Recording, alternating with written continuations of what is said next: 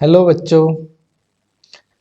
उम्मीद करते हैं आप लोग सब अच्छे से होंगे और अब तक जितना भी हमारा विद्युत धारा के चुंबकीय प्रभाव में हो चुका है आप लोगों ने कंप्लीट कर लिया होगा। अगर आप लोगों को कोई डाउट है तो कमेंट सेक्शन में सवाल पूछ सकते हैं, उसका जवाब यथाशीघ्र प्रयास करेंगे दे दें। चलिए अब आगे बढ़ते हैं। विद्युत धारा के चुंबकीय प्रभाव में हम लोग विद्युत धारा क्या होता है, चुंबक क्या होता है, चुंबक के गुण, ये सारा कुछ हम लोगों ने पहले पढ़ चुका है। चुंबकीय क्षेत्र रेखाओं के गुण, उसके बाद छड़ चुंबक का डायग्राम कैसे बनता है, दक्षिण हस्त अंगुष्ठ नियम।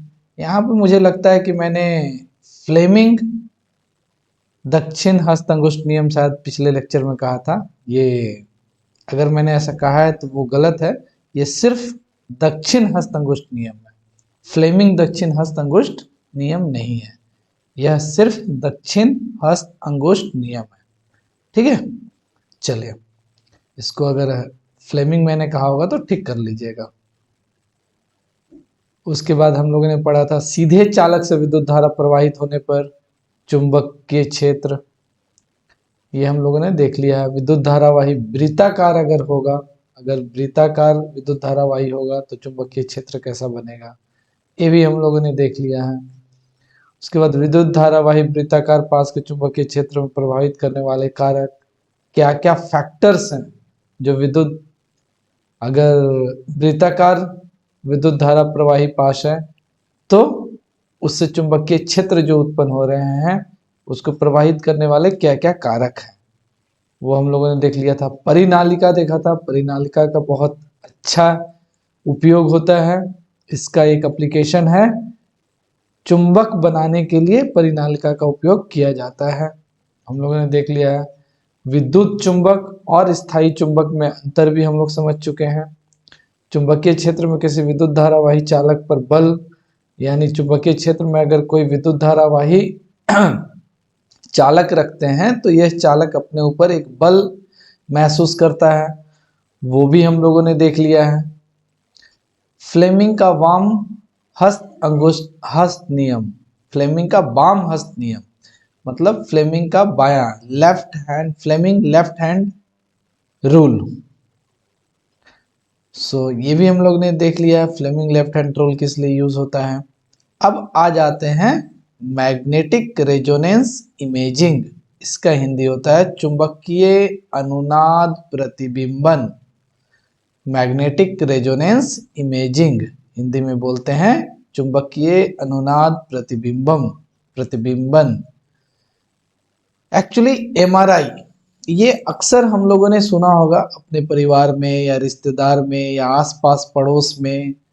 कोई मेडिकल इशू हुआ, किन्हीं को सर में चोट लग गया या गिर गए या एक्सीडेंट हो गया तो डॉक्टर कहता है कि हेड का एमआरआई कराना होगा या चेस्ट का एमआरआई कराना होगा।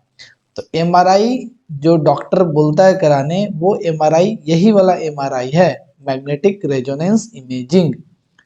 तो मैग्नेटिक रेजोनेंस इमेजिंग से क्या होता है, ये जो मैग्नेटिक रेजोनेंस है वो अंदर का इमेज यानी प्रतिबिंब, यानी अंदर का इमेजेस क्रिएट करके डॉक्टर्स को स्क्रीन पे दे देता है, उसके फोटोग्राफी दे देता है, जिसे डॉक्टर्स अंदर के इमेजेस को देख के पता लगाता है कि अंदर में कहीं चोट आया है तो कोई नस तो नहीं दब गया है, या कोई नस फूल तो नहीं गया है, कोई नस फट तो नहीं गया है, कहीं ब्लीडिंग तो नहीं हुआ है। तो ये सारा चीज एमआरआई से ही पता चलता है। अगर सर में चोट लगा, अंदर में कोई नस दब गया है या नस फूल गया है या नस से ब्लीडिंग हुआ है, ब्लड बाहर आया है, तो ये सब एमआरआई से पता लग जाता है।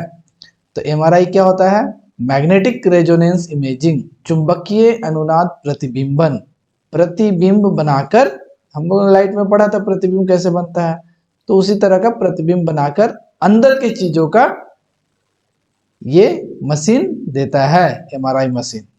ठीक है, चलिए अब देखते हैं चुंबकीय अनुनाद प्रतिबिंब का प्रयोग करके शरीर के भीतरी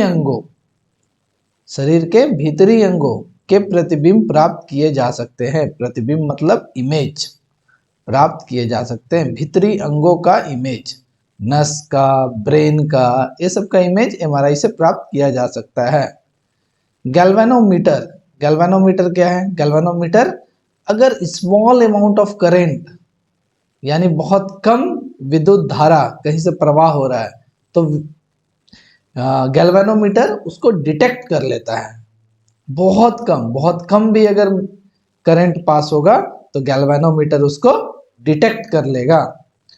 तो एक ऐसी युक्ति है, युक्ति मतलब मशीन या इक्विपमेंट या कोई डिवाइस जो परिपथ में, परिपथ मतलब जो सर्किट है, जो वायर हम लोग कनेक्ट करते हैं बल्ब से लेके सॉकेट तक, तो जो सर्किट है अगर परिपथ में विद्युत धारा की उपस्थिति संसूचित करता है, संसूचित मतलब दर्शाता है, बताता है कि इस सर्किट में विद्युत धारा फ्लो कर रहा है। अगर बहुत कम भी फ्लो करेगा तो बता देगा। तो इसलिए गैल्वेनोमीटर एक डिवाइस है जो स्मॉल अमाउंट ऑफ करंट को भी डिटेक्ट कर लेता है। वैद्युत चुंबकीय प्रेरण, वैद्युत चुंबकीय प्रेरण क्या है? यह है इंड्यूस्ड विद्युत चुंबकीय प्रेरण। जब किसी चालक को परिवर्ती चुंबकीय क्षेत्र में रखा जाता है तो चालक में विद्युत धारा प्रेरित होती है। यह धारा प्रेरित विद्युत धारा कहलाती है तथा यह परिघटना वैद्युत चुंबकीय प्रेरण कहलाती है। इंड्यूस्ड यह कहलाता है, हम लोग पढ़ रहे थे magnetic effect, electric effect of, magnetic effect of electric current, और ये है इंड्यूस्ड विद्युत धारा प्रेरित होती है। जब किसी चालक को परिवर्ती चुंबकीय क्षेत्र में रखा जाता है तो चालक में विद्युत धारा प्रेरित होती है। विद्युत धारा प्रेरित का मतलब इंड्यूस्ड करंट, इंड्यूस्ड करंट।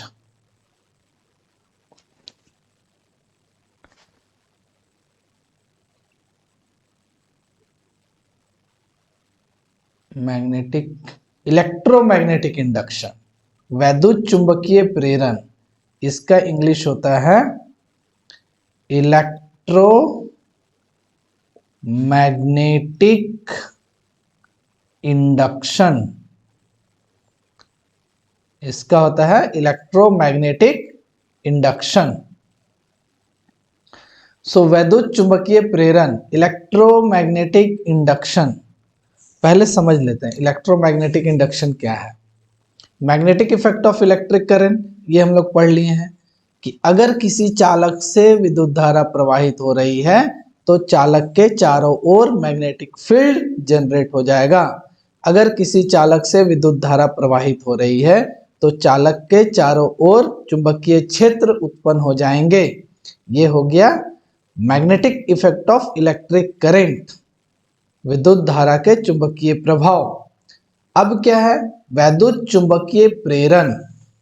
अगर कोई चालक है जिससे, अगर कोई चालक है जिसमें एक सर्किट से कनेक्टेड है, कोई चालक एक सर्किट से कनेक्टेड है और उसमें विद्युत धारा प्रवाह नहीं किए हैं, जस्ट एक चालक है, और अगर उस चालक के पास एक मैग्नेट लेके, एक चुंबक लेके उसको हम आगे पीछे करते हैं, यानी चेंज करते हैं, मैग्नेटिक फील्ड को चेंज कर रहे हैं। अगर मैग्नेटिक फील्ड दूर ले जा रहे हैं तो मैग्नेटिक फील्ड कमजोर हो जा रहा है इसके आसपास, पास ले आ रहे हैं तो ज़्यादा हो जा रहा है, दूर ले जा रहे हैं तो यहाँ मैग्नेटिक फील्ड स्ट्रेंथ कम हो जा रहा है, फिर पास ले आ रहे हैं तो ज़्यादा हो जा रहा है। तो क्या हो रहा है? मैग्नेटिक फील्ड यहाँ पे चेंज हो रहा है।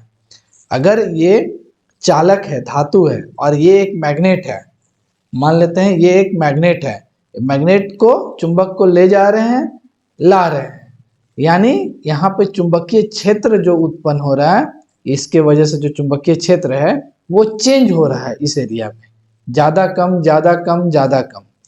तो ये चुंबकीय क्षेत्र या चुंबकीय जो मैग्नेटिक इफेक्ट जो है वो चेंज होने के कारण इस धातु में, इस चालक में करंट आ जाएगा।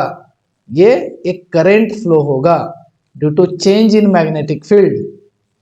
सो current will induced in the conductor due to change in magnetic field, यानी मैग्नेटिक फील्ड में चेंज होने के कारण, चुंबकीय क्षेत्र में चेंज होने के कारण इसमें विद्युत धारा उत्पन्न हो जाएगी।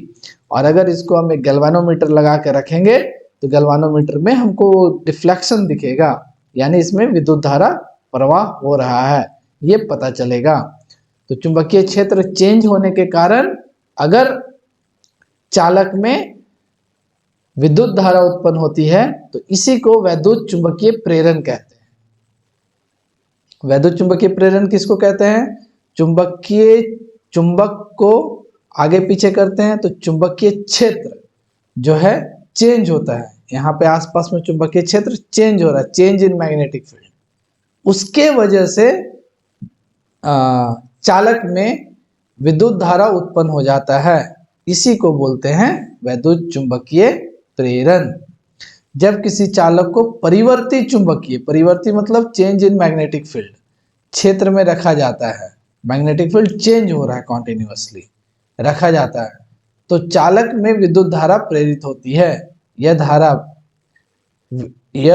धारा प्रेरित विद्युत धारा कहलाती है, मतलब इंड्यूस्ड करंट, और परिघटना वैद्युत चुंबकीय प्रेरण कहलाती है। यानी ये जो फेनोमेना है वो कहलाता है इलेक्ट्रोमैग्नेटिक इंडक्शन, वैद्युत चुंबकीय प्रेरण। देखिए कैसे होता है। यह एक चालक है, यह एक चालक है, मान लेते हैं कॉपर का रॉड है, ठीक ना। इसमें क्या किए, तार को जोड़ दिए, बस करंट वरेंट इसमें कोई वोल्टेज वोल्टेज सप्लाई नहीं किया, कहीं कनेक्शन नहीं किया है, और एक डिवाइस लगा दिए हैं गैल्वेनोमीटर।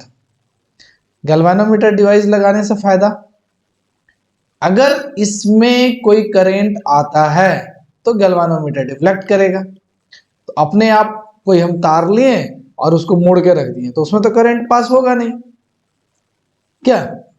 लेकिन अगर एक चुंबक लेंगे और चुंबक को आगे पीछे करेंगे तो देखेंगे कि उसमें एक करंट पास हो रहा है। बहुत कम करंट रहता है, घर में करोगे तो नहीं पता चलेगा, you need very heavy magnetic field change to get good amount of current.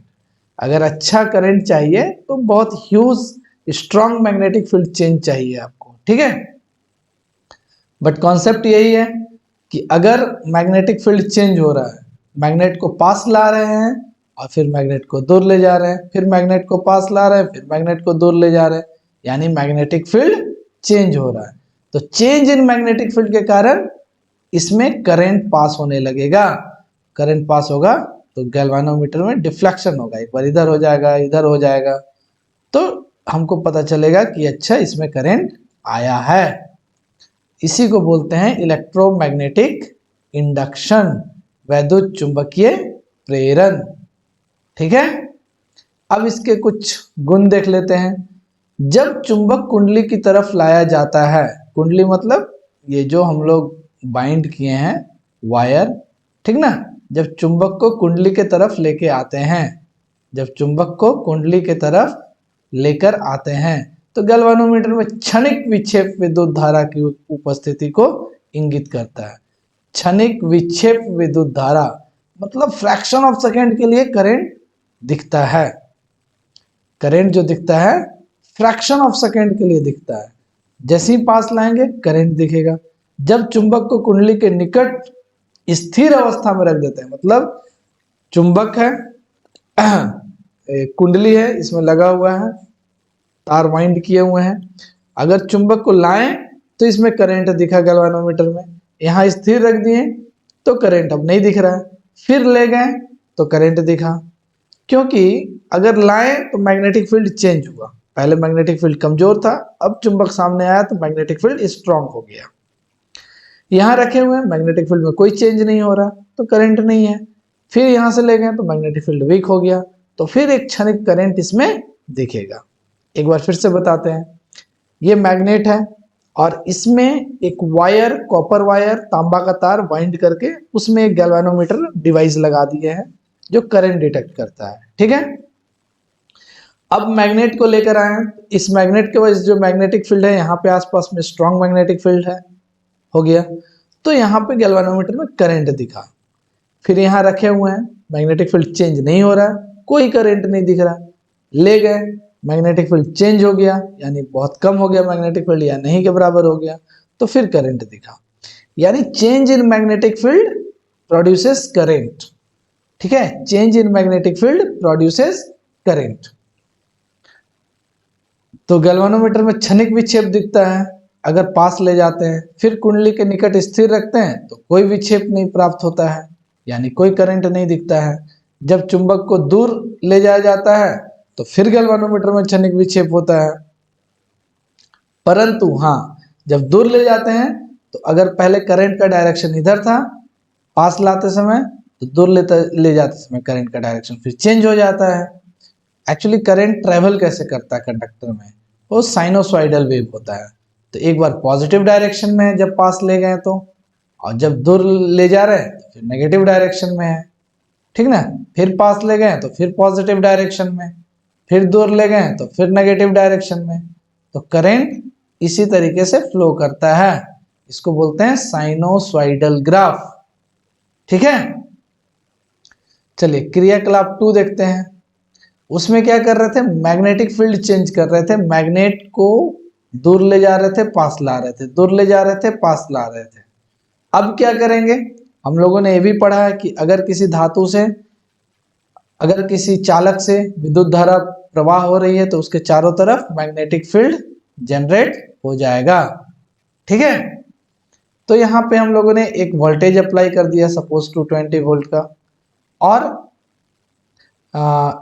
एक धातु से, एक चालक से इसको कनेक्ट कर दिए, तो positive to negative current flow होगा। अगर करंट फ्लो हो रहा है तो इसमें मैग्नेटिक फील्ड जनरेट हो जाएगा। ठीक है, ये स्विच है। अब क्या है, जैसे ही स्विच ऑन करेंगे तो इसमें करंट हमको दिखेगा। क्यों? क्योंकि मैग्नेटिक फील्ड यहाँ पे भी आ गया, ये जो मैग्नेटिक फील्ड है इधर आ गया मैग्नेटिक फील्ड। जैसे ही स्विच को ऑफ करेंगे ये मैग्नेटिक फील्ड चला जाएगा, डिसअपियर हो जाएगा। स्विच ऑफ कर दिए, करंट फ्लो नहीं हो रहा, कोई मैग्नेटिक फील्ड नहीं होगा। ठीक है, तो स्विच ऑन करेंगे करंट फ्लो होगा, मैग्नेटिक फील्ड जनरेट हो जाएगा, यानी इसमें करंट दिखेगा। स्विच ऑफ करेंगे मैग्नेटिक फील्ड डिसअपियर हो जाएगा, यानी कोई मैग्नेटिक फील्ड नहीं है यहाँ पे आसपास में, तो फिर इसमें हल्का सा डिफ्लेक्शन होगा। तो जब भी मैग्नेटिक फील्ड चेंज होगा यहाँ पे तो इसमें करंट हमको दिखेगा। इसी को बोलते हैं इलेक्ट्रोमैग्नेटिक इंडक्शन। इसी को बोलते हैं इलेक्ट्रोमैग्नेटिक इंडक्शन, यानी वैद्युत चुंबकीय प्रेरण। वैद्युत चुंबकीय प्रेरण, change in magnetic field produces current. Magnetic field में चेंज होने के कारण जो करंट उत्पन्न होता है उसी को बोलते हैं इलेक्ट्रोमैग्नेटिक इंडक्शन। ठीक है, इसमें देखिए प्राथमिक कुंडली, स्विच ऑन करते हैं तो गैल्वेनोमीटर में क्षणिक विक्षेप होता है, यानी करंट दिखता है। जब स्थायी रहता है, ऑन करके छोड़ दिए, स्थिर है, तो कोई विक्षेप नहीं है, कोई करंट नहीं दिखेगा क्योंकि मैग्नेटिक फील्ड चेंज नहीं हो रहा है। स्विच ऑफ कर दिए तो गैल्वेनोमीटर में फिर क्षणिक विक्षेप दिखता है, यानी करंट दिखता है। यानी स्विच ऑन करेंगे तो यहाँ करंट दिखेगा, फिर ऑन करके छोड़ दिए तो यहाँ मैग्नेटिक फील्ड है, प्रेजेंट है, बट मैग्नेटिक फील्ड चेंज नहीं हो रहा, तो यहाँ पे कोई करंट नहीं दिखेगा। जैसे ही फिर से ऑफ कर देंगे तो मैग्नेटिक फील्ड यहाँ से डिसअपियर होगा, तो फिर यहाँ पे क्षणिक करंट दिखेगा। यानी जब यहाँ से करंट पास होगा, जैसे ही करंट प्रोड्यूस होगा ऑन करेंगे तो यहाँ करंट दिखेगा। जैसे ही फिर यहाँ से ऑफ कर देंगे यानी मैग्नेटिक फील्ड डिसअपियर हो जाएगा, तो फिर यहाँ करंट दिखेगा। यानी जब यहाँ पे मैग्नेटिक फील्ड चेंज होगा तब करंट दिखेगा, जब मैग्नेटिक फील्ड चेंज होगा तब करंट दिखेगा। मैग्नेटिक फील्ड चेंज कब होगा? जब कनेक्शन देंगे, स्विच ऑन करेंगे तो मैग्नेटिक फील्ड जनरेट होगा। तो पहले मैग्नेटिक फील्ड नहीं था, अब मैग्नेटिक फील्ड है तो करंट दिखेगा। फिर मैग्नेटिक फील्ड प्रेजेंट है, चेंज कोई नहीं हो रहा, तो यहाँ पे करंट नहीं दिखेगा। फिर जैसे ही ऑफ करेंगे स्विच, मैग्नेटिक फील्ड डिसअपियर हो जाएगा, यानी चेंज हो गया, पहले मैग्नेटिक फील्ड था अब मैग्नेटिक फील्ड नहीं है, तो यहाँ पे क्षणिक करंट दिखेगा, यानी change in magnetic field induces current. ठीक है। इसके बाद है फ्लेमिंग दक्षिण यानी दाया हस्त नियम। फ्लेमिंग दक्षिण हस्त नियम, पहले हम लोग ने फ्लेमिंग बायां हस्त नियम पढ़े थे, उसमें इस तरीके का था कि अगर कोई चालक को चुंबकीय क्षेत्र में रखते हैं तो चालक अपने ऊपर बल महसूस करता है। तो हम लोगों ने कहा था कि ये जो उंगली है ये विद्युत धारा के दिशा में है, और ये जो उंगली है ये तर्जनी जो है ये चुंबकीय क्षेत्र के दिशा में है। तो ये अंगूठा का जो डायरेक्शन है ये हमको बल का डायरेक्शन बताएगा, बल का दिशा बताएगा। अब है फ्लेमिंग दक्षिण हस्त नियम। इसमें भी हम लोग दाहिना हाथ का तीनों उंगली को ऐसे परपेंडिकुलर रखते हैं, लेकिन इसमें क्या है, जो तर्जनी है चुंबकीय क्षेत्र की दिशा को दर्शाता है। ये क्या है, चुंबकीय क्षेत्र। इसमें भी हमारा ये चुंबकीय क्षेत्र विद्युत धारा को दर्शा रहा था, इसमें भी हमारा चुंबकीय क्षेत्र की दिशा को दर्शा रहा है, और अंगूठा जो है वो चालक की दिशा को दर्शा रहा है, यानी चालक मूव कर रहा है ना, जो मैग्नेट है वो मूव कर रहा है, तो चालक की दिशा को दर्शा रहा है, उसकी गति की दिशा को दर्शा रहा है। तो जो मध्यमा होगा वो चालक में प्रेरित विद्युत धारा यानी करंट की दिशा को दर्शाएगा। समझ गए। ये चालक की मूवमेंट, यानी जो हमारा इलेक्ट्रोमैग्नेटिक इंडक्शन में क्या था कि ये एक चालक है, ये एक मैग्नेट है, मैग्नेट को पास ले जा रहे हैं, मैग्नेटिक फील्ड चेंज हो रहा है। ठीक है, तो इसमें करंट उत्पन्न हो रहा है। तो ये जो मूवमेंट है इसका दिशा यानी ए वाला दिशा जो है ये हमारा तर्जनी हमारा चुंबकीय क्षेत्र को दर्शा रहा है, यानी जो चुंबकीय रेखाएं हैं उसको दर्शा रहा है, और ये जो है ये करंट को दर्शा रहा है, और ये जो है चालक के मूवमेंट को दर्शा रहा है। फ्लेमिंग दक्षिण हस्त नियम में ये तीन चीजें हैं। ये जो तर्जनी है ये हमारा चुंबकीय क्षेत्र की दिशा को दर्शा रहा है, ये दर्शा रहा है अंगूठा जो है वो चालक की दिशा, चालक जिस डायरेक्शन में मूव कर रहा है उसका दिशा को दर्शा रहा है, और ये जो है मध्यमा वो विद्युत धारा की दिशा को दर्शा रहा है। ठीक है, चलिए यहां देख सकते हैं ये चुंबकीय क्षेत्र को दर्शा रहा है, ये चालक में प्रेरित विद्युत धारा को दर्शा रहा है जो मध्यमा है, और जो अंगूठा है वो गति को दर्शा रहा है, वो गति को दर्शा रहा है। ठीक है, यह नियम जनरेटर की कार्यप्रणाली का सिद्धांत है। जो जनरेटर हमारा काम करता है वो इसी पे बेस्ड होता है। प्रेरित विद्युत धारा की दिशा ज्ञात करने के लिए काम आता है, यानी इंड्यूस्ड करंट। एक्चुअली ये जो करंट है वो इंड्यूस होता है, क्यों? क्योंकि ये जो चालक है जिसमें हम लोग तार बाउंड किए हैं इसमें कोई हम लोग वोल्टेज अप्लाई नहीं किए, कोई सर्किट से कनेक्शन नहीं किए, बस खाली तार लपेट के छोड़ दिए है, और एक मैग्नेट को लेके आते हैं, लेके जाते हैं तो देखते हैं इसमें करंट उत्पन्न हो रहा है। इसी को बोलते हैं इंड्यूस्ड करंट, इसी को बोलते हैं प्रेरित विद्युत धारा। क्यों? क्योंकि ये चेंज इन मैग्नेटिक फील्ड के वजह से इसमें करंट आ रहा है, इसलिए इसको प्रेरित विद्युत धारा कहते हैं, यानी इंड्यूस्ड करंट बोलते हैं। करंट इंड्यूस्ड हो गया, तो इंड्यूस्ड करंट की दिशा को दर्शाने के लिए इसका यूज करते हैं। हमको चुंबकीय क्षेत्र की दिशा पता है, हम जो मूवमेंट कर रहे हैं चालक का उसका दिशा पता है, तो हमको करंट का दिशा पता चल जाएगा, जो ये दोनों के परपेंडिकुलर होगा, म्यूचुअल। ठीक है, अब आ जाते हैं प्रत्यावर्ती धारा, मतलब अल्टरनेटिंग करंट। अल्टरनेटिंग करंट मतलब एक बार पॉजिटिव, एक बार नेगेटिव, एक बार पॉजिटिव, एक बार नेगेटिव, एक बार पॉजिटिव, एक बार नेगेटिव। हम लोग जानते हैं कि इधर पॉजिटिव होता है और इसके नीचे नेगेटिव होता है, ठीक है। अगर ये y एक्सिस है, ये x एक्सिस है ना, ये y एक्सिस है, ये x एक्सिस है, तो ये जीरो है ओरिजिन, तो इधर पॉजिटिव होगा, इधर negative, positive negative, positive negative.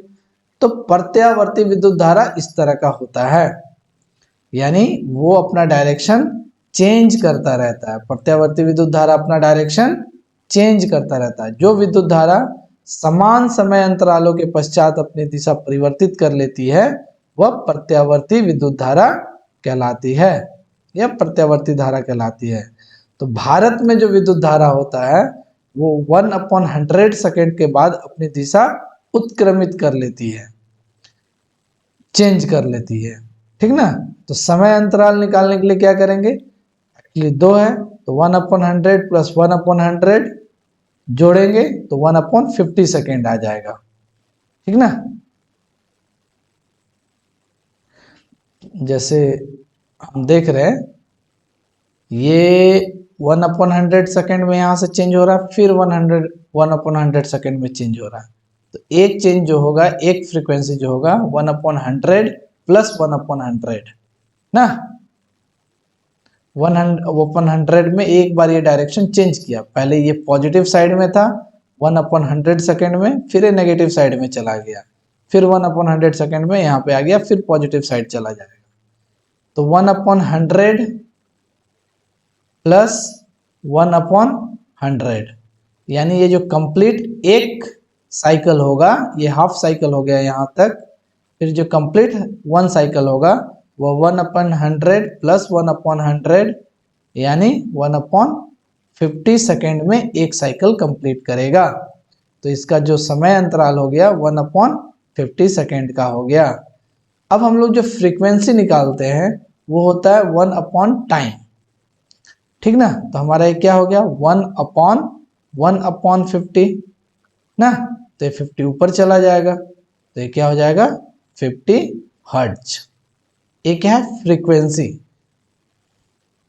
अब बच्चों आप लोगों को डाउट हो रहा होगा कि भैया फ्रीक्वेंसी क्या होता है, समय अंतराल तो नहीं ना डाउट हो रहा है। समय अंतराल मतलब जैसे अगर विद्युत धारा प्रवाह हो रहा है तो एक बार जो डायरेक्शन पॉजिटिव साइड में है ये हाफ साइकिल हुआ, ठीक ना, पॉजिटिव साइड से फिर नेगेटिव साइड में इंटर कर रहा है, यानी यहाँ पे डायरेक्शन चेंज हो रहा है। तो यहाँ से यहाँ तक जो समय अंतराल होगा वह 1/100 सेकेंड होगा। फिर ये नेगेटिव साइड से नेगेटिव साइड में ट्रेवल करेगा, फिर यहाँ डायरेक्शन चेंज करेगा। तो यहाँ से यहाँ का जो समय अंतराल होगा ये भी 1/100 सेकेंड होगा, यानी ये हाफ साइकिल और ये हाफ साइकिल। तो कंप्लीट साइकिल यहाँ से यहाँ तक जो है ये कंप्लीट साइकिल है। तो कंप्लीट साइकिल कंप्लीट करने में कितना टाइम लग रहा है 1/100 प्लस 1/100 यानी 1/50 सेकेंड टाइम लगा। तो टी क्या हो गया 1/50 सेकेंड। अब जो फ्रीक्वेंसी का फॉर्मूला है, फ्रीक्वेंसी जो होता है 1/टाइम होता है, यानी 1/1/50 सेकेंड टाइम लगा है, यानी 50 ऊपर चला जाएगा तो ये 50 हो गया। और फ्रीक्वेंसी का जो यूनिट होता है वो हर्ट्ज होता है, फ्रीक्वेंसी का जो यूनिट होता है वो हर्ट्ज होता है। फ्रीक्वेंसी का यूनिट किस में लिखते हैं हम लोग, हर्ट्ज में, HZ हर्ट्ज, ठीक है। अब फ्रीक्वेंसी को समझ लेते हैं कि भाई फ्रीक्वेंसी क्या होता है, ठीक है। टिंग टिंग टिंग टिंग टिंग तारा चलती है क्या 9 से 12। चलिए ये 50 हर्ट्ज कैसे आया बता दिए। फ्रीक्वेंसी जो होता है एक सेकेंड में ये जितना ट्रेवल करेगा, ये हो गया एक साइकिल, ये हो गया 2 साइकिल, एक साइकिल, यहाँ 2 साइकिल, फिर यहाँ से यहाँ तक आया कंप्लीट किया 3 साइकिल। मान लेते हैं वेव को यहाँ से यहाँ आने में 1 सेकेंड लगा, तो 1 सेकेंड में ये जितना साइकिल कंप्लीट करेगा वो होगा इसका फ्रीक्वेंसी। यानी 1 सेकेंड में 3 साइकिल कंप्लीट किया तो 3 हर्ट्ज हो जाएगा। 1 सेकेंड में 4 बार साइकिल कंप्लीट करेगा तो 4 हर्ट्ज हो जाएगा। ठीक है। अब हम लोगों ने जो फ्रीक्वेंसी निकाला वो 50 हर्ट्ज निकाला। अपने घर का, हमारे इंडिया में जो होता है वो 50 हर्ट्ज के आसपास होता है। यानी जो वेव है, यानी जो इलेक्ट्रिकल एनर्जी वेव है, वो 1 सेकेंड में इस तरीके से 50 बार 50 साइकिल कंप्लीट करता है। ये एक साइकिल हो गया। ये क्या हो गया? एक साइकिल। इस तरीके से वो 50 साइकिल कंप्लीट करता है 1 सेकेंड में। इसीलिए हमारा जो इलेक्ट्रिकल फ्रीक्वेंसी होता है, इलेक्ट्रिकल एनर्जी का फ्रीक्वेंसी होता है, वो 50 हर्ट्ज होता है। ठीक है। अब इसका लाभ क्या है? अल्टरनेटिंग करंट, यानी डायरेक्शन चेंज हो रहा है। अल्टरनेटिंग करंट का लाभ क्या है? प्रत्यावर्ती धारा को सुदूर स्थानों पर बिना अधिक ऊर्जा क्षय के प्रेषित किया जा सकता है। यानी जो करंट को हम लोग बहुत दूर दूर तक भेज सकते हैं, और भेजने में जो ऊर्जा खपत होता है, मतलब हीट जनरेट होता है, तार से अगर जा रहा है तो हीट जनरेट होगा, लॉस होगा इलेक्ट्रिकल एनर्जी का, तो जो लॉस होता है वो बहुत कम होता है। अल्टरनेटिंग यानी डायरेक्शन चेंज होने के कारण जो लॉस होता है वो बहुत कम होता है। तो दूर भेजने में अल्टरनेटिंग करंट ज्यादा लाभदायक है। इसीलिए हमारे घर में जो करंट आता है वो अल्टरनेटिंग करंट होता है, जो सप्लाई वाला करंट है, क्योंकि वो बहुत दूर दूर से आता है। अगर डायरेक्ट करंट भेजेंगे तो सारा उधर ही लॉस हो जाएगा, हीट के रूप में या और दूसरे energy can neither be created nor be destroyed, can only transfer from one two another form. तो कुछ भी होगा, हीट जनरेट होगा, गर्म ठंडा होगा, कुछ भी होगा तो इलेक्ट्रिकल एनर्जी चेंज हो जाएगा हीट एनर्जी में वगैरह वगैरह। तो दूर से सप्लाई, बहुत दूर दूर तक 10 किलोमीटर, 50 किलोमीटर, 100 किलोमीटर अगर इलेक्ट्रिकल एनर्जी को ट्रांसफर करना है तो हम लोग अल्टरनेटिंग करंट यूज करते हैं, ना कि डायरेक्ट करंट यूज करते हैं। ठीक है। यानी प्रत्यावर्ती धाराएं यूज करते हैं, प्रत्यावर्ती धारा को यूज करते हैं दूर भेजने के लिए, क्योंकि इसमें एनर्जी का जो क्षय है वो कम होता है। ठीक है। यही इसका लाभ है अल्टरनेटिंग करंट यूज करने का। हानि क्या है? प्रत्यावर्ती धारा को संचित नहीं किया जा सकता, यानी स्टोर करना थोड़ा मुश्किल होता है। अल्टरनेटिंग करंट को स्टोर करना मुश्किल होता है। ठीक है। हम लोग कभी बैटरी लेके आते हैं क्या? मतलब अल्टरनेटिंग करंट वाला बैटरी, बैटरी में डायरेक्ट करंट होता है। जो हमारे घर में बैटरी लगा रहता है, इन्वर्टर वाला बैटरी, उसमें डायरेक्ट करंट होता है, उसमें अल्टरनेटिंग करंट नहीं होता। इसीलिए बैटरी को आप देखिएगा, जब भी हम छूते हैं तो आराम से करते हैं, 12 वोल्ट रहता है, कोई हमको करंट वरेंट नहीं लगता। 12 वोल्ट का करंट, उसमें करंट बहुत कम होता है। ठीक ना, मतलब करंट होता है लेकिन वोल्टेज कम होता है, जिसके कारण हमें झटका वटका नहीं लगता है। ठीक है। तो हानि क्या है कि अल्टरनेटिंग करंट को स्टोर नहीं किया जा सकता, संचित नहीं किया जा सकता है। ठीक है। अब आ जाते हैं दिष्ट करंट, मतलब डायरेक्ट करंट। डायरेक्ट, ये हो गया अल्टरनेटिंग करंट, डायरेक्शन चेंज हो रहा है ना, ये पॉजिटिव है फिर नेगेटिव हो गया, फिर पॉजिटिव हो गया, फिर नेगेटिव हो गया। डायरेक्ट करंट में क्या होता है कि हमेशा पॉजिटिव रहेगा। ठीक ना, वो नेगेटिव साइड जाएगा ही नहीं। ठीक है। तो डायरेक्ट करंट का ग्राफ कुछ इस तरह का होता है। डायरेक्ट करंट जो होता है प्रत्यावर्ती के विद्युत धारा के अपोजिट होगा, यानी इसको दूर भेजना बड़ा मुश्किल होता है, दूर भेजने में ये लॉस हो जाएगा। दिश धारा दूर भेजने में, सुदूर भेजने में काम नहीं आता है। विद्युत धारा अपनी दिशा परिवर्तित नहीं करती, डायरेक्ट करंट में इसका दिशा परिवर्तित नहीं होता है। दिश धारा को संचित किया जा सकता है, जैसे बैटरी जो है वो डायरेक्ट करंट को स्टोर करता है। ठीक ना, जो बैटरी है वो डायरेक्ट करंट को स्टोर करता है। तो इस डायरेक्ट करंट का स्टोरेज बैटरी है। हम लोग बैटरी खरीद के लाते हैं, उसको यूज करते हैं, डिस्चार्ज हो जाता है, फिर भेज देते हैं, फिर चार्ज करते हैं। यानी चार्ज करते हैं मतलब डायरेक्ट करंट को स्टोर कर रहे हैं। सुदूर स्थानों पर प्रेषित करना ऊर्जा का क्षय ज्यादा होता है, मतलब बहुत ज्यादा करंट वेस्ट हो जाता है अगर दूर भेजेंगे तो बैटरी से। डायरेक्ट करंट का स्रोत क्या है, सोर्स क्या है, सेल है, बैटरी है, संग्राहक सेल है, ये सब डायरेक्ट करंट का ये तीनों मतलब बैटरी ही है, छोटा बैटरी, बड़ा बैटरी, बैटरा वगैरह वगैरह। ठीक है। घरेलू विद्युत परिपथ हमारा 3 प्रकार का होता है। घरेलू विद्युत परिपथ में एक विद्युतमय तार होता है जिसको हम लोग बोलते हैं गर्म तार। गर्म तार ये अक्सर लाल रंग का होता है, जो लाल रंग का इंसुलेटेड वायर होता है उसको गर्म तार बोलते हैं। उदासीन तार मतलब ऋणात्मक तार, वो काला कलर का होता है। उदासीन तार जो होता है वो काला कलर का होता है, इसको हम लोग ठंडा भी बोलते हैं, ठंडा तार। गर्म तार, ठंडा तार, यानी एक करंट वाला है और एक अर्थिंग वाला है। चाहे जो भी बोले, अर्थिंग वाला नहीं, मतलब गर्म और ठंडा। एक पॉजिटिव पोटेंशियल है, एक नेगेटिव पोटेंशियल है। ये पॉजिटिव पोटेंशियल है, ये नेगेटिव पोटेंशियल है। ठीक ना। गर्म तार, ठंडा तार। तीसरा भू संपर्क मतलब अर्थिंग। भू मतलब अर्थ, इंग, अर्थिंग, EARTHING, अर्थिंग। तो अर्थिंग वाला जो तार होता है वो अक्सर हरा कलर का होता है। ठीक ना। ये न्यूट्रल होता है। ये एक जो लाल वाला होता है पॉजिटिव पोटेंशियल पे होता है, काला वाला नेगेटिव पोटेंशियल पे होता है। और जो अर्थिंग होता है वो न्यूट्रल होता है, ना तो पॉजिटिव होता है ना तो नेगेटिव होता है, ये होता है न्यूट्रल। ठीक है। तो भारत में 3 तरह के तार यूज करते हैं। अगर बहुत कम करंट है, 5 एम्पियर वगैरह है, तो हम लोग देखेंगे छोटा प्लग में हमेशा 2 तार होता है, गर्म और ठंडा, अर्थिंग का जरूरत नहीं होता है। लेकिन अगर हीटर का है और बड़ा बड़ा कुछ ज्यादा huge amount of current use करने वाला है तो उसमें बड़ा प्लग होता है, उसमें 3 आप देखेंगे तार लगा होता है। ठीक ना। तो उसमें तीसरा जो होता है वो अर्थिंग का होता है। ठीक है।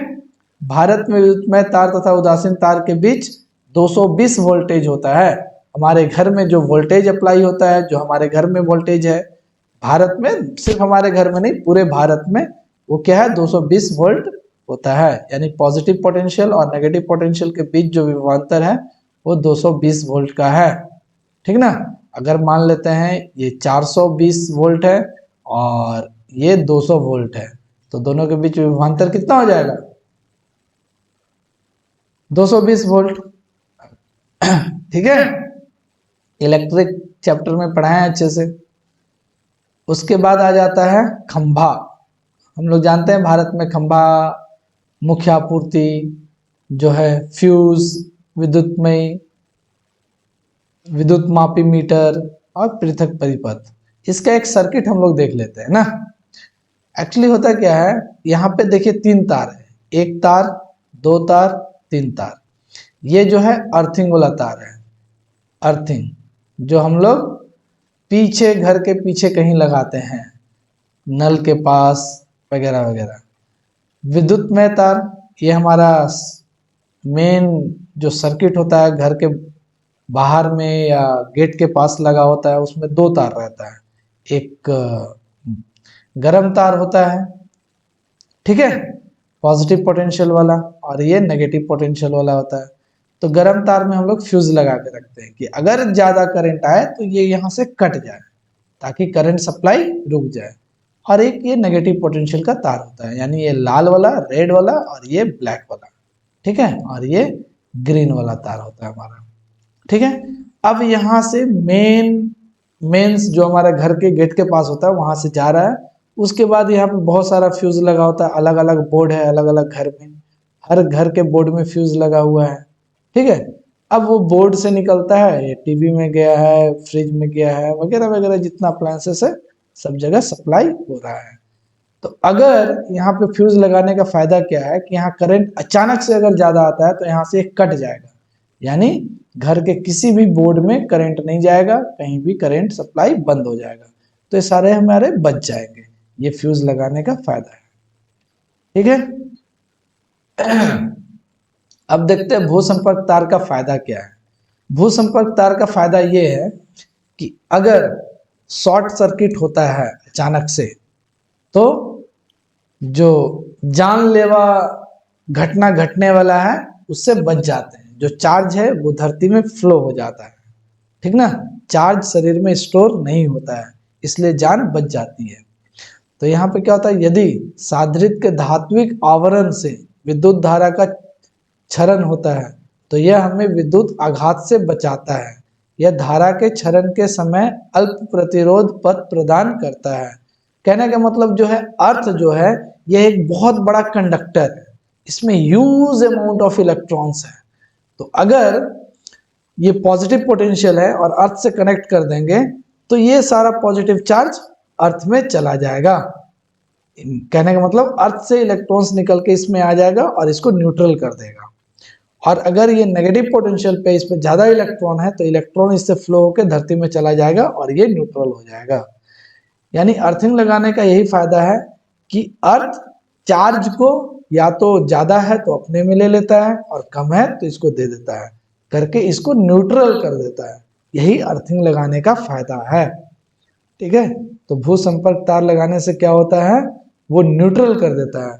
मान लीजिए कभी शॉर्ट सर्किट हुआ और हम मेरे शरीर में करंट आ गया तो धरती क्या करेगा, अगर अर्थिंग रहेगा तो वो हमारे शरीर से चार्ज को अपने तरफ खींच लेगा और हमारा शरीर न्यूट्रल हो जाएगा, तो हम बच जाएंगे। और अगर अर्थिंग नहीं रहेगा तो सारा चार्ज हमारे शरीर में स्टोर हो जाएगा। जो चार्ज होगा वो हमारे ब्लड सेल्स को मार देगा, ब्लड सेल्स मर जाएगा तो ऑक्सीजन का कमी हो जाएगा, और ऑक्सीजन का कमी हो जाएगा तो आत्मा प्यार से निकलेगा और चला जाएगा आकाश में। ठीक है, चलिए लघु पतन मतलब शॉर्ट सर्किट। शॉर्ट सर्किट कब होता है, जब पॉजिटिव पोटेंशियल और नेगेटिव पोटेंशियल अगर दोनों को सटा देते हैं तो शॉर्ट सर्किट होता है, आग निकलता है। ठीक है, कभी सटाने का प्रयास मत करना दोनों तार को। पॉजिटिव पोटेंशियल और नेगेटिव पोटेंशियल को सटाएंगे तो क्या निकलेगा, आग निकलेगा ना। अगर कोई एक बहुत गर्म आदमी और एक ठंडा आदमी दोनों सटता है तो क्या निकलता है, आग निकलता है। ठीक ना। या कभी आप बहुत रजाई में घुसे हुए हो, एकदम गर्म हुए हो, और छोटा भाई गया बाहर से ठंड के दिन में एकदम ठंडा पानी से हाथ धो के लाके आपको टच कर लिया तो गर्म और ठंडा एकदम झंझना जाता है ना, तो क्या कहलाता है, शॉर्ट सर्किट। ठीक है, जब अकस्मात विद्युतमय तार व उदासीन तार दोनों सीधे संपर्क में आते हैं, मतलब एक दूसरे से टच हो जाते हैं, तो परिपथ में प्रतिरोध कम हो जाता है। ठीक ना, जिसके कारण शॉर्ट सर्किट होता है। अति भारण मतलब ओवरलोड। अगर एक सर्किट में एक स्विच में बहुत सारा देखते हैं प्लग लगा दिए, यहीं से टीवी का भी जा रहा है कनेक्शन, यहीं से फ्रिज का भी जा रहा है, यहीं से सब जगह का जा रहा है, तो इस पे क्या हो जाएगा, ओवरलोड। कभी कभी देखते हैं मल्टी प्लग लेके आते हैं और उसमें 1 2 3 4 सामने से एक नीचे से 5 और सब लगा दिए एक ही प्लग से, तो ये क्या होता है, स्विच जल जाता है ओवरलोड होने के कारण। अति भारण इसी को कहते हैं। जब विद्युत तार की क्षमता से ज्यादा विद्युत धारा खींचे जाती है ना, तार का भी एक क्षमता है कि उसे कितना विद्युत धारा आप खींच सकते हो। ऐसा थोड़ी है कि पतला तार है उसे एकदम पूरा खींचे जा रहे तो तार तो जलेगा ही। ठीक ना, तो ज्यादा खींचने से जो होता है अति भारण ओवरलोड कहलाता है। ओवरलोड का कारण क्या है कि आपूर्ति वोल्टता में दुर्घटनावश होने वाली वृद्धि। ठीक ना, कभी कभी ये भी होता है कि वोल्टेज अचानक से बढ़ गया, तो वोल्टेज बहुत बढ़ेगा तो करंट बहुत ज्यादा आ जाएगा, जिसके कारण भी तार जल जाता है। वो भी अति भारण का ही एग्जाम्पल है। एक ही सॉकेट में बहुत सारा लगाते हैं, वो भी अति भारण का एग्जाम्पल है। सुरक्षा युक्तियां क्या है, विद्युत फ्यूज, जो हम लोग फ्यूज लगाते हैं कि जैसे ही अगर ओवरलोड हुआ, बहुत ज्यादा करंट आया तो वो वहां से गल के टूट जाएगा। जो हम लोग फ्यूज का तार लगाते हैं वो कम गलनांक वाला तार लगाते हैं, जैसे लेड का तार, वो बहुत उसका गलनांक कम होता है, थोड़ा सा गर्म होगा तो वो गल जाएगा और टूट जाएगा। तो विद्युत फ्यूज लगाना बहुत जरूरी है। भू संपर्क तार, अगर ओवरलोड हुआ, वोल्टेज बहुत बढ़ा, तो हो सकता है करंट बहुत ज्यादा आने लगे और उसमें किसी को लग जाए तो वो तो प्यारे हो जाएंगे। इसलिए भू संपर्क तार लगाना भी बहुत जरूरी है, ये भी एक सुरक्षा युक्ति है। ठीक ना, ओके। एमसीबी लगाते हैं यानी स्विच लगाते हैं। ठीक ना, एमसीबी अपने आप नीचे हो जाता है, अचानक से अगर वोल्टेज बढ़ता है तो उसको क्या बोलते हैं, वो अपने आप नीचे हो जाएगा, अपने आप गिर जाएगा। ठीक है, तो इस तरह का सुरक्षा युक्तियां 2-3 हैं। और इसके साथ ये चैप्टर का कॉन्सेप्ट खत्म हो गया। अब हम लोग इसके क्वेश्चन आंसर अगले क्लास में देखेंगे। तो उम्मीद करते हैं कॉन्सेप्ट्स को आप लोग अच्छे से समझ लो। ठीक है, एक एक कॉन्सेप्ट को समझ लो।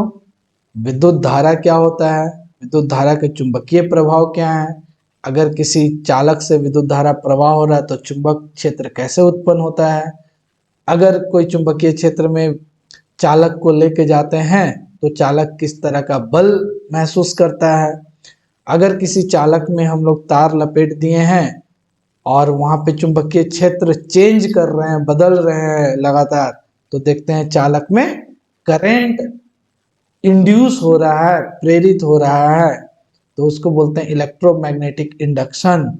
तो ये सारे जो कॉन्सेप्ट्स हैं, फिर हमारा जो घर में 50 हर्ट्ज जो फ्रीक्वेंसी का करंट आता है, 220 वोल्ट वोल्टेज होता है हमारा घर का, ये सारा कुछ अच्छे से समझ लीजिए। ठीक ना, तो हमारा जो क्वेश्चन आंसर होगा वो आसानी से समझ में आ जाएगा। तो विद्युत धारा के चुंबकीय प्रभाव चैप्टर का कॉन्सेप्ट्स इतना ही हमारे क्लास 10 में है। आप लोग अच्छे से पढ़िए। चलिए, बाय बाय।